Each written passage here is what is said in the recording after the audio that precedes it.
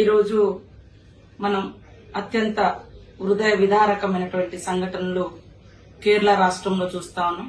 అదేవిధంగా వైనాడు పరిధిలో కూడా పెద్ద ఎత్తున కాఫీ తోటలలో పనిచేసే వాళ్ళు గాని, అక్కడ జీవిస్తున్నటువంటి వాళ్ళు గాని మరి కొండ చర్యలు విరిగిపడి చనిపోవడంతో పాటు వరద విభోత్సవానికి కూడా సర్వస్వం కోల్పోయినటువంటి కేరళ వరద బాధితుల సమస్య వారి సమస్యగా కాదు, మనందరి బాధగా మనమందరం చూస్తున్నటువంటి హృదయ విదారకమైనటువంటి సంఘటనను మనమందరం అర్థం చేసుకుని వారికి మానసిక స్థైర్యాన్ని ధైర్యాన్ని ఇస్తూ ఆర్థికంగా అదేవిధంగా వారి నిత్యావసర వస్తువులను కూడా అందించి వారి కష్టకాలం నుంచి గట్టెక్కడానికి తోడ్పాటును అందించాల్సిన అవసరం ఉందని తెలియజేస్తూ మనమందరం కేరళ ప్రజలకు అదేవిధంగా ముఖ్యంగా వైనాడు ప్రజలకు మరి అండగా ఉందాం, ఆదుకుందాం, చేయూతనిద్దామని తెలియజేస్తా ఉన్నాం.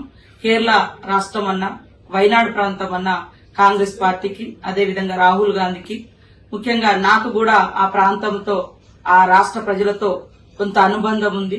వారు ఎక్కువగా ఇష్టపడతా ఉంటారు మా యొక్క కార్యక్రమాలు గాని మా యొక్క ప్రోగ్రామ్స్ గాని.